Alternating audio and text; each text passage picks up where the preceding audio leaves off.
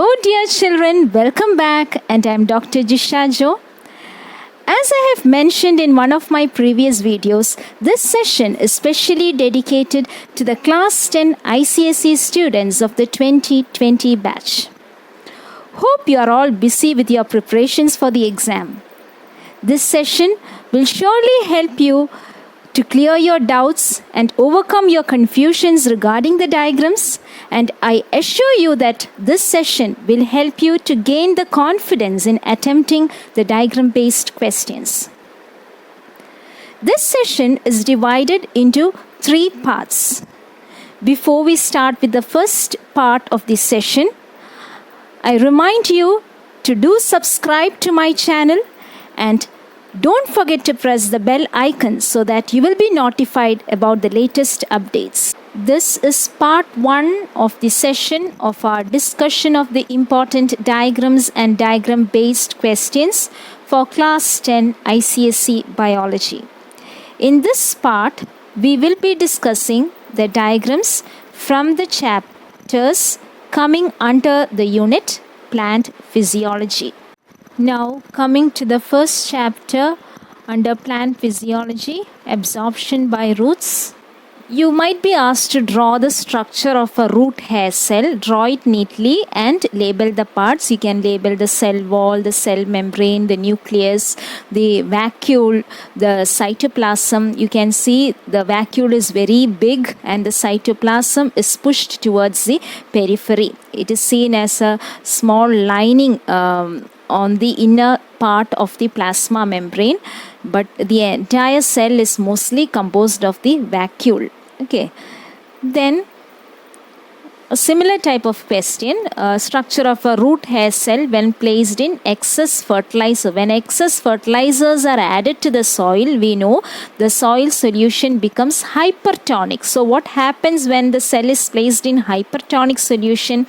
Exosmosis will take place. In the figure, you can see the cell contents being or starting to shrink or move away from the cell wall. You can see in a plasmalized cell, you can see the cell contents shrunk to a ball. Okay, so when you draw the diagram with the cell contents along with the plasma membrane shrunken into a ball, and you can label the nucleus, the vacuole. Look at the vacuole there. The vacuole has become smaller in size. That is because the water from the cell sap inside the vacuole has moved out into the soil solution due to exosmosis. So such a diagram can also be expected. A root hair cell can be given, and you will be asked in the question to draw the same root hair cell, the appearance of the same root hair cell when excess fertilizers are added to the soil. So remember to draw a plasmalized cell. That is how you draw. Here you can see the protoplasm is starting to shrink away from or move away from the cell wall. When you draw, you can draw it as a ball inside the cell. Next is the thistle funnel experiment. This is a diagram based question. Okay, DBQ, it is a diagram based question. You won't be asked to draw the diagram. Based on the diagram, some questions which I have written on the right side you can expect, or similar type of questions. Okay, so you can see what process does the experiment demonstrate. What is the process demonstrated by the experiment? It is osmosis. Define the process. So you have to define what is osmosis. So next question, where does this process occur in plants? In the roots. Okay, where does this process occur in the plants? In the roots for the absorption of water. You can see this process taking place.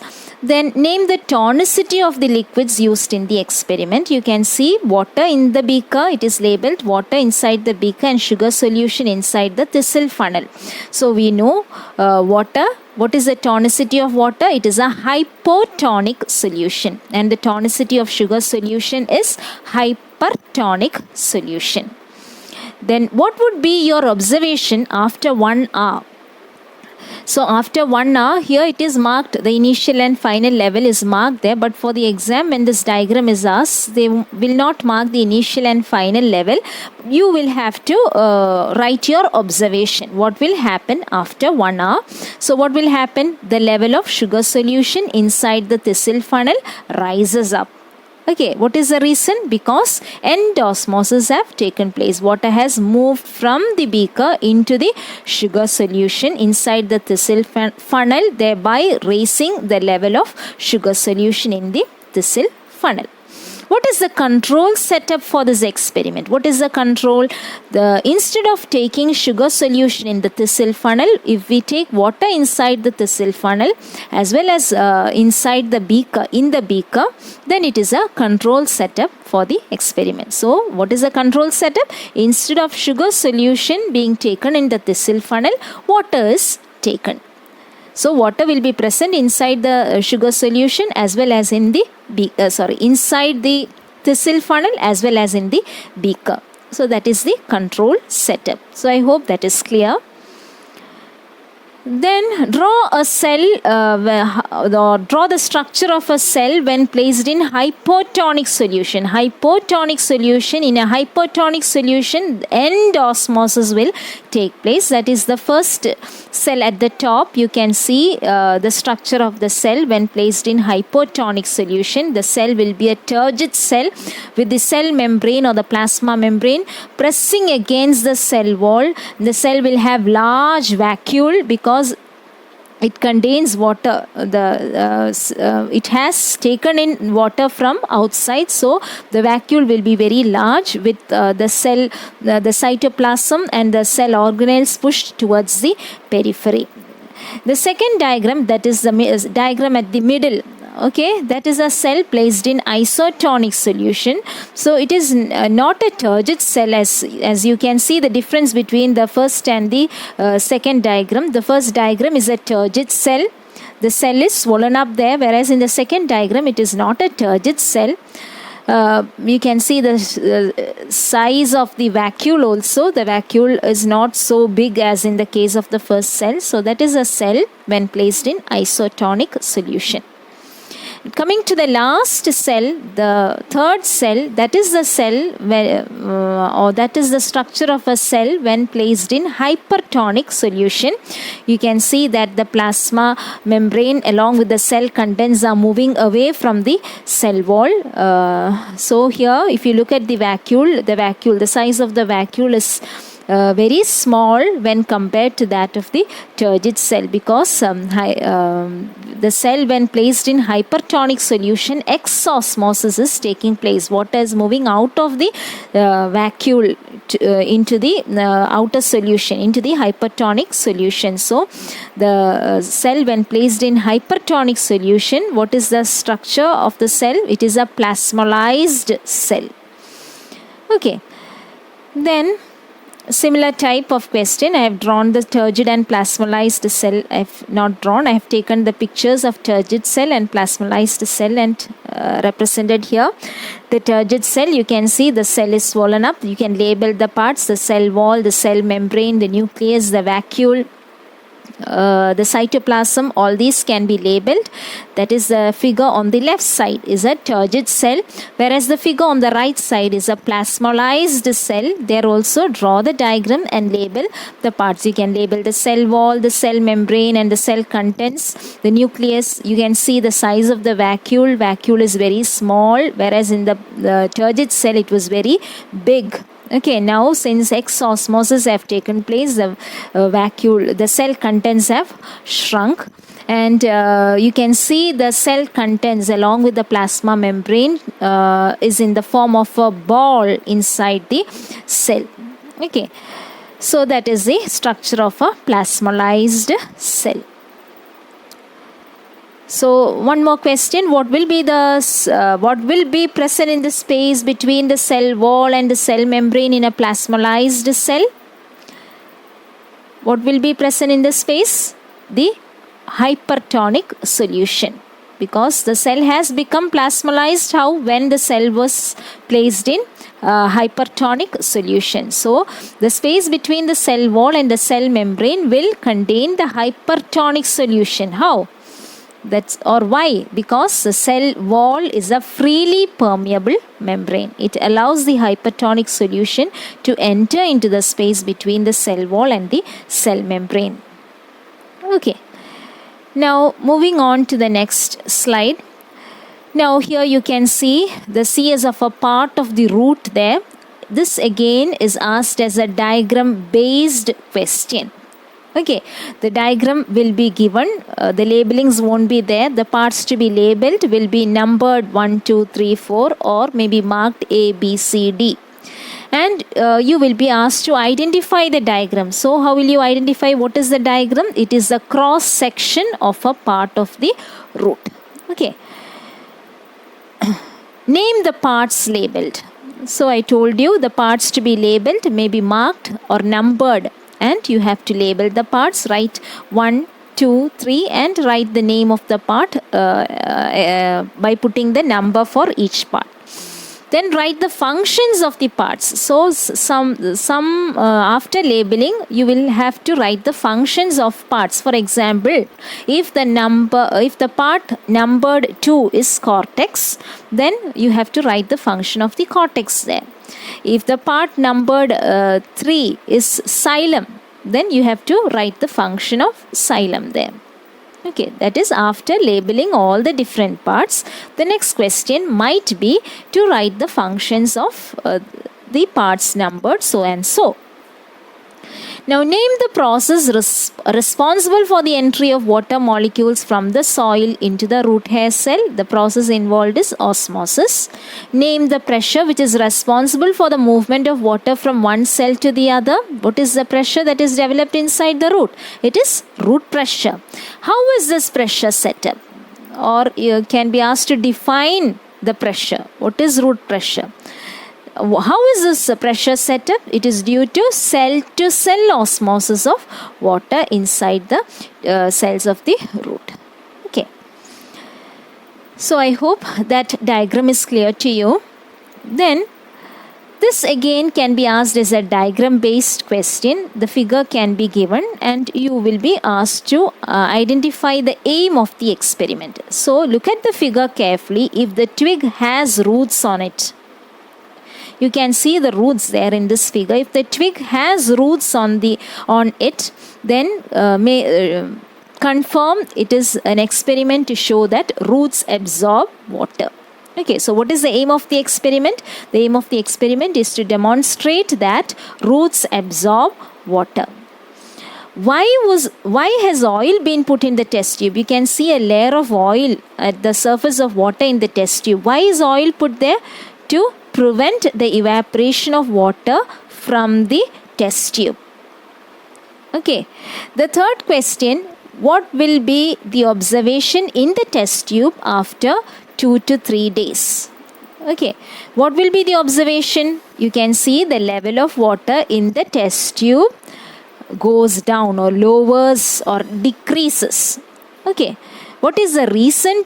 Give reason to explain any change observed. We have already made the observation that the level of the water will go down after 2 to 3 days. What is the reason? This is because the roots have absorbed water. Because there is no other way the water is lost from the test tube, because oil has been put there. So no evaporation will take place. Then where did the water go? The roots have absorbed the water. Now, moving on to the next chapter, transpiration. The bell jar experiment to demonstrate transpiration can be asked as a diagram-based question. Okay, the labelings might not be there. Questions that you can expect from the diagram. Name the process being studied. What is the process? Transpiration.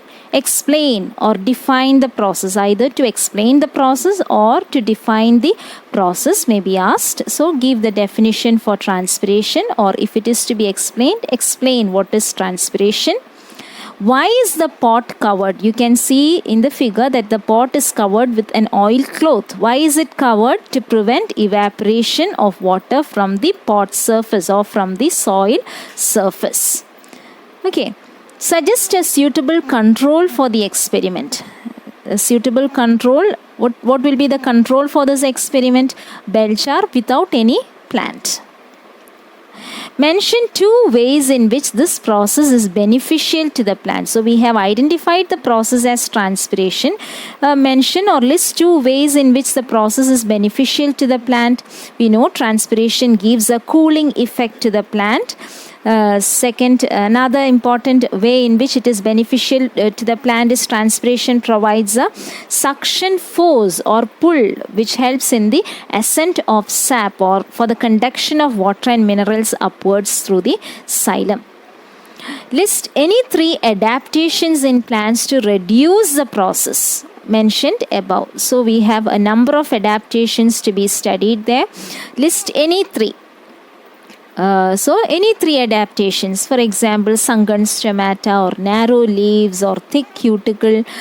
So any 3 you can mention there. Okay, so I hope that question is clear. But even though only 3 adaptations are asked here in the question, you should know all the adaptations because there are chances for asking certain adaptations as give reason also. So you should know all the adaptations, okay? For example, certain plants have sunken stomata. Give reason. What is the reason? It is sunken stomata are adaptations made by the plant to reduce transpiration. Okay. Then, so this diagram can be asked as a diagram based question. The diagram will be given. The labelings might not be there. You will be asked the way some of the questions which you can expect for the diagram are on the written on the right side. Name the apparatus. So what is the apparatus? It is Ganong's potometer. Write the spelling correctly. What is it used for? What is it used for? What is the purpose of potometer? It is used to measure the rate of water intake by a plant. So it is used to measure the rate of water intake by a plant. Mention 1 limitation of this apparatus. I think 3 or 4 limitations are there in the text. Any 1 limitation is asked here. So you can write introduction of the air bubble is not an easy task, or the twig may not remain alive for a long time. Any 1 limitation. Okay. Then which phenomenon is studied using this apparatus? What is the phenomenon studied? Phenomenon studied is transpiration. The second question, what is it used for? It is used to measure the rate of water intake by a plant. The phenomenon studied is transpiration. Okay. Then the next question, how is the bubble introduced into the capillary tube? A bubble is introduced into the capillary tube. It is labeled there air bubble. How is it introduced? By lifting the bent capillary tube above the colored water in the beaker, so that the air is sucked in due to the suction pull, and then again the tube is dipped in the water. Okay, so that is the bubble is introduced by lifting the bent capillary tube above the colored water and then inserting or dipping it back into water. So when you do that, what will happen? The air will be sucked in due to the suction force. List 2 precautions to be taken while doing the experiment. So, one precaution is that the apparatus or the potometer should be completely watertight. Another precaution, the twig should be cut under water. Why is it cut under water? It should be cut under water to prevent the suction of air bubble into the twig. If an air bubble enters into the twig or into the xylem, then it will stop the absorption of water into the xylem. So to prevent the air bubble from entering into the xylem through the cut end, the twig should be cut under water. Then the twig should be cut obliquely. So oblique cut increases the surface area for the absorption of water. Okay, so list any 2 precautions or write any 2 precautions. So I hope that diagram is clear. So it is a diagram based question. You don't have to draw or study for drawing. It is normally asked as a diagram based question. Then next is the cobalt chloride experiment. Again, it can be asked as a diagram based question. Name the process being studied. The diagram will be given. Look at the diagram carefully. Sometimes, most probably, the cobalt chloride paper will be labeled there. Okay, so first question is name the process being studied. So the process is transpiration. Define the process. So you have to define what is transpiration. What is the aim of the experiment? What is the aim of the experiment? To demonstrate unequal transpiration taking place in the leaves. That is to demonstrate the unequal transpiration from the 2 surfaces of the leaf. That is the aim. Once again, the aim of the experiment is to show or demonstrate unequal transpiration from the 2 surfaces of the leaves. Okay, what would you observe in the experimental setup after an hour? What will you observe? The cobalt chloride paper placed on the lower surface of the leaf will turn pink faster than the cobalt chloride paper placed on the upper surface. Cobalt chloride paper is an indicator of moisture, and dry cobalt chloride paper, it is blue in color, and when it absorbs moisture it turns pink. So the cobalt chloride paper placed on the lower surface turns pink more fast. That is because of the presence of more number of stomata on the lower surface than on the upper surface. Next, a leafy twig is placed in water. Again, can be asked as a diagram based question. You can see a leafy twig in a beaker containing water. Name the process studied. The process studied is transpiration. We have seen a similar diagram in the previous chapter. I told you, look at the diagram. If roots are present, then the aim of the experiment is to show that roots absorb water. Here there are no roots there. It is a cut twig with no roots. So here the process studied is transpiration. Okay, and explain the process. So we have identified the process as transpiration. Explain what is transpiration. Why is oil placed over the water? Why is oil placed? To prevent evaporation of water from the beaker. What will we observe with regard to the level of water when the setup is placed in humid condition? What will happen? In humid condition, the rate of transpiration is less because the atmosphere is already filled with moisture, saturated with water vapor. So in humid condition, the rate of transpiration will be less. So what will be your observation with regard to the level of water in the beaker? There will be no decrease or no change in the level of water. Whereas on a windy day, what will happen? On a windy day, the rate of transpiration will be more, because the wind blows away the water vapor that is seen saturated around the leaf surface. So it will blow away the water vapor, and as a result, on a windy day, the rate of transpiration will be more. And so what will be the level of water in the beaker? The level of water will decrease. Next question, in which beaker will the level of water decrease at a faster rate? You can see 2 beakers there marked A and B. In the second beaker, you can see the leaves are covered with petroleum jelly. That means all the stomata are closed. Since the leaves are covered with petroleum jelly, the stomata will be closed or covered with the petroleum jelly. So transpiration, there will be no transpiration from those leaves. But in the first, that is the figure A, the diagram A, the stomata are exposed, so the rate of transpiration will be more. So in which beaker will the level of water decrease at a faster rate? It is in beaker A. The level of water decreases at a faster rate. Now this is stomatal apparatus, which can be asked for drawing. Even if it comes as a diagram based question, you can answer if you know to draw and label the parts. So draw and study this. In case if it is asked as a diagram, you should know to draw.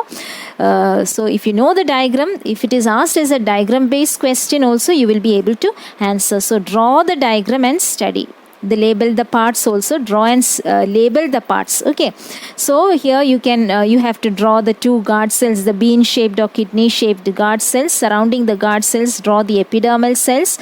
Then when you draw the guard cells, the inner walls should be thick and the outer walls of the guard cells should be thin, and all the cells will have nucleus. Each cell, there will be a nucleus inside each cell, but the difference between the guard cells and the other epidermal cells is that the guard cells contain chloroplast. So you should mark and label. Draw the chloroplast and mark it or label it in the figure. You can label the stoma. Stoma is the opening of the stomatal apparatus. Then the other epidermal cells, nucleus, guard cells, chloroplast, inner thick wall, outer thin wall, all these can be labeled in the diagram. So draw and study this diagram. If it comes for diagram as a diagram based question also, you can answer. Now moving on to the next chapter, photosynthesis. Internal structure of the chloroplast. Draw and study the diagram of the structure of chloroplast. Chloroplast, as you know, it is the site of photosynthesis. It is an oval structure. It has two membranes, the outer membrane and the inner membrane. The the ground matrix inside is called as the stroma. In the stroma are sac-like structures called thylakoids. The thylakoids are packed one above the other to form the grana. Then the thylakoid of one granum may be connected to the thylakoid of another granum by means of fret channels. So you should know to label all these parts. Draw and study the diagram. Okay. When you study the diagrams, you might feel that by looking at the diagram, you can easily study it. But no, that is a wrong notion. Please see that you draw and study each of the diagram. Whatever diagrams I told you to draw and study, please draw and study the diagram. Okay. Next is structure of an open or closed stomata. Similar to the stomatal apparatus, again it is the first diagram. On the left side you can see an open stomata there. Just like the stomatal apparatus, label all the parts, but it mark the stoma as open stoma. Whereas in the second figure, that is on the right side, you can see the stoma is closed. That is the only difference there. All the other parts that you have marked in the stomatal apparatus need to be marked here also. Okay, so that is the structure of an open or closed stomata. So when you draw the guard cells, remember to thicken or make the inner walls thick. Okay, because the inner walls are thick, you have, when you draw also, darken the inner wall so that it appears thick, and label it as thick inner wall, and the outer wall should be thin. Next is an experiment. So the diagram can be given, and you will be asked to identify the aim of the experiment. So look at the diagram carefully and see the leaves are shown as with two different colors, having pale yellow and green. That means the leaves are variegated leaf. The leaves of the plant are variegated. So then what is the aim of the experiment? The aim of the experiment is to show that chlorophyll is necessary for photosynthesis. So look at the diagram carefully. If the plant has the leaves variegated, then confirm that it is the experiment to demonstrate that chlorophyll is necessary for photosynthesis. Name the test performed on the leaf. What is the test performed on the leaf? It is the starch test. What is the solution used for this test? It is iodine. What type of leaves does the plant have? What is the type? I told the term before. It is, the leaves are variegated. Variegated leaves are present. Give an example. Coleus is an example. Croton is an example. Geranium is an example. So these are examples that are given in the text itself. Write any one example there. Then what is the expected result of the above test? So we have already mentioned the name of the test. It is the starch test that is being performed. What is the result of the test? What will be the result after conducting the starch test? The part marked green will appear blue-black in color, whereas the part of the leaf marked as pale yellow will have brown color. Okay, so that is the expected result. From this result, what is the conclusion? That is, the green part which turns blue-black after the starch test contain starch, whereas the pale yellow part after the starch test turns brown in color. It shows that there is no starch present there. Now give balanced equation to represent the process. So study the balanced equation for photosynthesis. It is mostly it can be asked as a 1 mark question. It will be asked within the DBQ, diagram based question, or as a separate question. You should know the balanced equation for photosynthesis. Next again is an experiment. So look at the diagram, look at the figure. If a black paper strip is present on the leaf, confirm that it is an experiment to show sunlight is necessary for photosynthesis. Okay. So here the questions are: name the factor being studied in the experiment. Name the factor. What is the factor being studied? Sunlight. Okay. Why was the pot kept in dark room before conducting the experiment? We know that before conducting the experiments on photosynthesis, we have to keep the plant in dark room for 24 to 48 hours. Why is it done? For removing the starch from the leaves of the plant. For destarching or for removing the starch from the leaves of the plant. The plant is kept in dark. So that is the answer. Why was the plant kept in dark room before conducting the experiment? So to remove the starch from the leaves of the plant. Why was the experimental leaf then kept in boiling water? What is the reason for boiling the leaf in water or dipping the leaf in boiling water? It is to kill the cells. To kill the cells, we dip the leaf in boiling water. Then the leaf is treated with methylated spirit. We boil the leaf in methylated spirit. Why do we do that? It is to remove the chlorophyll. To remove the chlorophyll pigment, we boil the leaf in methylated spirit. So you should know the steps of the starch test. In the text, I think it is given as points. So you have to know the iodine test or the starch test. You should know the steps neatly. And if asked, write it as points. Okay. Then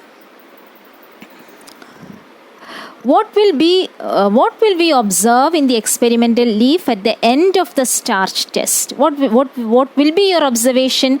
The part of the leaf that is covered with black paper will appear or will have brown coloration, while the part of the leaf that is exposed to sunlight will have the blue-black color. This shows that the part which has turned brown, no photosynthesis or no photosynthesis have taken place or no starch is present there, whereas the part that is exposed will have starch. That is why it turns blue-black in color after the end of the starch test. Okay, then moving on to the next experiment. That is also an experiment there. Look at the figure carefully. In the bottle you can see potassium hydroxide placed there. What is the aim of the experiment? To show that carbon dioxide is necessary for photosynthesis. You can see the leaf of the plant partially or partly inserted into the beaker containing potassium hydroxide. So the part of the leaf which is inserted into the bottle will not receive carbon dioxide. Okay, whereas the part which is exposed will receive carbon dioxide. So photosynthesis will take place in the part that is exposed, while in the part that is inside the bottle, no photosynthesis will take place, because one of the important factor, that is carbon dioxide, is absent inside the bottle.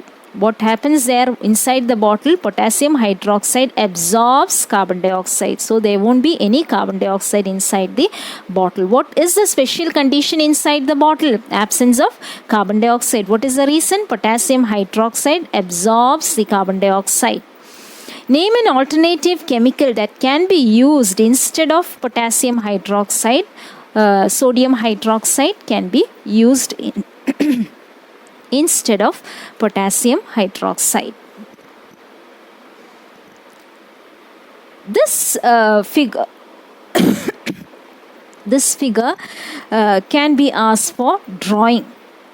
So draw and study this figure. If it comes as a diagram based question also, you will be able to answer. So draw and study this figure. So when you draw this figure, make sure that you should show a light source there, because we know photosynthesis takes place only in presence of light. So when you draw the figure, there should be a light source there. Either you should draw the sun or draw 2-3 arrows and mark light there. Okay, so there should be a light source. Then the next thing that you should remember is the funnel. The mouth of the funnel should be below the water level in the beaker. You can see the level of water in the beaker, and also you can observe the level of the mouth of the funnel. Okay, here in this figure you can see that the mouth of the funnel is below the level of water in the beaker. So when you draw the diagram also, make sure that the mouth of the funnel is below the water level in the beaker. Then the next thing that you should note is the test tube should sit on the funnel. When some of you draw, the test tube will be hanging somewhere in air. It should not be like that. It should sit on the funnel. Another thing that you should note is you should draw the bubbles inside the test tube. The bubbles are evolving from the cut end of the hydrilla twigs. So you should draw the bubbles inside the test tube and mark them as bubbles of gas or gas bubbles. And the next point, another point that you should remember is the cut end of the hydrilla twigs should be directed upwards towards the mouth of the, towards the upper part. That is because the oxygen gas is evolved from the cut end of the twig. So you should, when you draw also, the twig should be, the cut end of the twig should be directed upwards. So these are some of the things that you should remember while drawing this experiment. Draw and study this experiment. So in case if it is asked as a diagram based question also, you will be able to answer. So once again, the things to be remembered, there should be a light source because this experiment is based on photosynthesis. So without light, photosynthesis will not take place. So there should be light source. Then the second thing, the mouth of the funnel should be below the water level in the beaker. Third point, the test tube should sit on the funnel. Fourth point, the bubbles should be marked inside the test tube that is evolving from the cut end. And the next point is the cut end of the twig should be directed upwards. The next chapter, chemical coordination in plants. Here from this chapter you can expect diagrams as diagram based questions. Here this is a diagram demonstrating phototropism. The diagram will be given and you will be asked to identify the diagram. So study the diagram, look at the diagram carefully. If there is a light source there, make sure that it is an experiment to show phototropism. Here you can see a light source there. You can see the stem bending towards light. So it demonstrates it shows phototropism. Definition of phototropism you should know, and some other questions related or within the chapter can be asked. Okay. Then the second diagram, again as a diagram based question, geotropism. Here look at the diagram, there is no light source there. Okay, if there is light source, then confirm that it is phototropism. Here in this diagram, you cannot see a light source there. Here you can see the pot lying horizontally on the surface, and this diagram shows geotropism. Okay, since there is no light source there, it shows it is an experiment to show geotropism. Again, the next can be asked as a diagram based question. You can see the tendril climbing over the support. This shows thigmotropism. Okay. Next, this last diagram, which can be asked as a diagram based question, is this, that is the pollen tube growing towards the ovule. It is identify the diagram, identify the tropism shown here. What is the tropism? It is chemotropism. The pollen tube grows towards the ovule in response to the chemical stimulus, that is chemotropism. Okay. So all these from this chapter, chemical coordination, you can expect the diagrams as diagram based questions. Okay. With this, we come to the end of part 1 of this session. Please stay tuned for the second part of our discussion of the important diagrams and diagram based questions. Hope this session is clear to you. If you have any doubts, please ask your doubts in the comment section. Thank you.